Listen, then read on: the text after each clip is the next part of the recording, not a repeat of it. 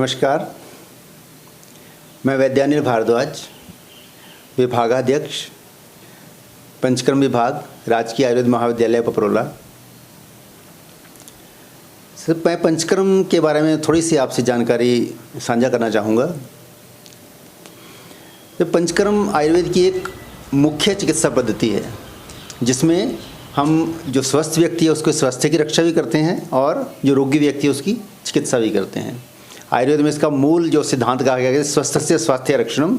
आतुरस्य विकार प्रशमनम च। तो पहली लाइन में कहा है कि व्यक्ति के स्वास्थ्य की रक्षा करना। तो रक्षा करने के लिए पंचकर्म को ऋतु अनुसार हम प्रत्येक व्यक्ति के शरीर में क्योंकि होता क्या है कि साल भर व्यक्ति जो आहार का सेवन करता है, विहार घूमता फिरता है, जो भी करता है, तो सभी चीज़ें जो हमारी नियम दिए गए हैं आयुर्वेद में उसके अनुसार हम नहीं करते हैं। कुछ ऐसी चीज़ें खा लेते हैं जिनके कारण हमारे शरीर में उसका नुकसान भी होता है। तो ऐसी जो टॉक्सिन्स हमारे शरीर में जमा हो जाते हैं उनको शरीर से निकालने के लिए पंचकर्म एक मुख्य साधन है। इसमें 5 प्रकार की हम जो प्रोसीजर मुख्य होते हैं, वैसे तो बहुत से प्रोसीजर हैं जिसको हम पैरा पंचकर्म प्रोसीजर भी कह सकते हैं, लेकिन मुख्य 5 क्रम जो है वो एक वमन, जिसको हम बायो एमिशन कहते हैं, जिसमें शरीर से मुख के द्वारा जैसे उल्टी करवा करके शरीर से दोषों को बाहर निकाला जाता है। दूसरा विरेचन, जिसमें अधोमार्ग से अर्थात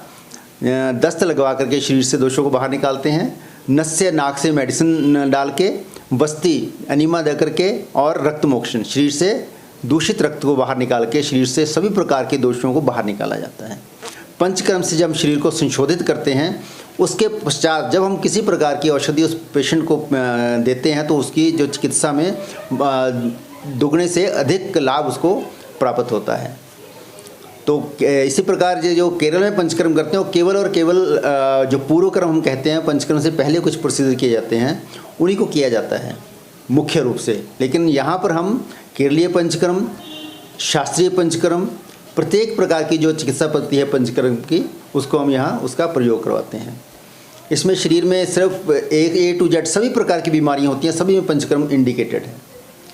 हमारे यहाँ जो हम पंचकर्म करते हैं इसमें मुख्यतः जैसे जोड़ों के दर्दों के मरीज, जैसे आमवात होती है, संधिवात है, सोरियासिस के पेशेंट्स हैं, इनफर्टिलिटी के पेशेंट्स आते हैं हमारे पास। इस प्रकार हर एक प्रकार की जो चिकित्सा है हम पंचकर्म विभाग में पंचकर्म के माध्यम से करते हैं। चलिए, जैसे कि मैंने कहा, पंचकर्म की मुख्य विधियों के साथ साथ जो पैरा पंचकर्म प्रोसीजर होते हैं, जैसे षष्टिशाली पिंड स्वेद है, पत्र पिंड स्वेदन है, शिरोधारा है, मूर्ध तैल है, इस प्रकार की जो विधियां हैं उसके जो आजकल के मॉडर्न जो कहते हैं लाइफस्टाइल डिसऑर्डर्स हैं, हाइपरटेंशन है, पेशेंट को ब्लड प्रेशर बढ़ जाता है, नींद नहीं आती है रात को, सोरियासिस के पेशेंट हैं, जैसे पार्किंसंस के बहुत ही आजकल चली हुई है व्याधि, पार्किंसंस के रोगी बढ़ते जा रहे हैं। इन सब व्याधियों में ये जो पैरा पंचकर्म प्रोसीजर हैं, जैसे मैंने कहा षष्टिशाली पिंड स्वेद, शिरोधारा, इनका बहुत अधिक महत्व है और बहुत ही अच्छा लाभ इनसे रोगियों को मिलता है। इसी पंचकर्म की विशेषता को ध्यान में रखते हुए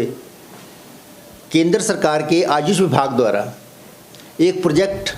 जो कि पूरे भारत में एक ही प्रकार का अपने प्रकार का प्रोजेक्ट है, वो हमारे संस्थान को दिया गया है, जिसमें कि वृद्धावस्था जो 60 साल के ऊपर के व्यक्ति हैं उनको पंचकर्म चिकित्सा है वो मुफ्त और की जाती है, जिसमें केंद्र सरकार द्वारा 5 करोड़ रुपए का प्रोजेक्ट हमें मंजूर किया गया था, जो कि आज भी हम यहाँ चला हुआ है, जिसमें सभी प्रकार की चिकित्सा जो है वैसे तो RKS के तहत प्रत्येक रोगी को औषधि के पैसे भी लगते हैं, साथ में पंचकर्म प्रोसीजर के पैसे भी लगते हैं, लेकिन 60 वर्ष के अधिक के व्यक्ति जो होते हैं उनके लिए इस प्रोजेक्ट के माध्यम से दवाइयाँ एवं पंचकर्म प्रोसीजर सभी प्रकार की चिकित्सा है वो, रहने की सुविधा भी जो है सब कुछ फ्री किया जाता है, किसी प्रकार का कोई चार्ज उनसे नहीं लिया जाता। धन्यवाद।